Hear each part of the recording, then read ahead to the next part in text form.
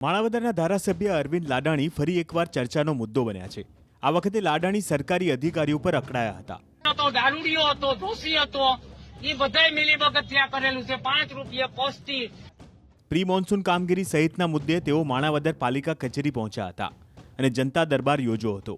તેઓ સરકારી કામની બાબતે એવા તો વિફર્યા હતા કે સરકારી અધિકારીઓને અપશબ્દો પણ ભાંડી દીધા હતા।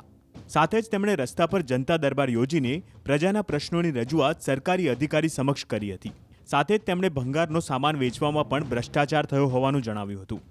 લાડાણીએ જાહેરમાં જ સરકારી કર્મચારીને કેટલાક એવા સવાલો પૂછીને ચીફ ઓફિસર, મામલતદાર સહિતના અધિકારીઓ સામે આંગળી ચીંધી હતી, જેમાં તેમણે પસ્તી, લોખંડ અને તાંબાનો ભંગાર માત્ર 5 રૂપિયામાં વેચી દઈને ભ્રષ્ટાચાર આચરવામાં આવ્યા હોવાનો આક્ષેપ કર્યો છે।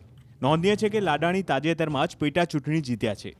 આ ઓફિસનો મામલતદાર તમે કોઈ વાતમાં વાકેફ કર્યા, તમારી મીટિંગમાં આવ્યા, તમને કોઈ સૂચના આપી, એની તમે અમલવારી કરી કે તમારી ઈએ સંકળાયેલો છે?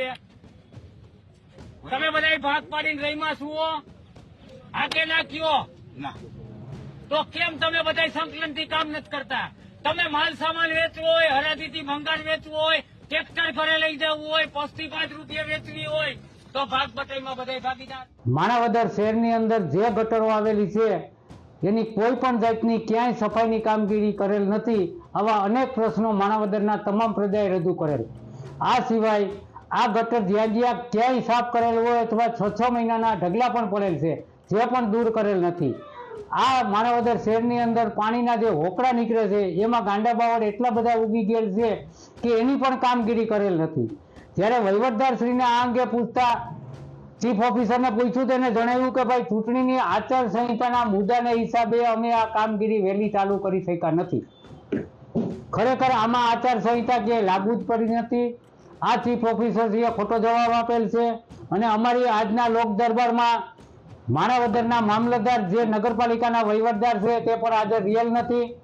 આ પણ એક આયા ખૂબ મોટો ભ્રષ્ટાચારનો જેની ઉપર આક્ષેપ છે એવા અમારા મામલતદાર શ્રી, માણાવદરનો વહીવટદાર છે, અગાઉ પણ આને જ્યારે અગાઉના ચીફ ઓફિસર હતા તેમને માણાવદરની નગરપાલિકાનો જે ભંગાર વેચેલ છે એમાં લોકમુખે એવી ચર્ચા થઈ છે કે આ વહીવટદાર શ્રીએ પણ આમાંથી એક ટ્રેક્ટર લઈ લીધેલ છે અને પોતાની વાડીએ આપેલ છે, એવી માણાવદરની જનતા ચર્ચાના ચકડોળે વાતો કરે છે।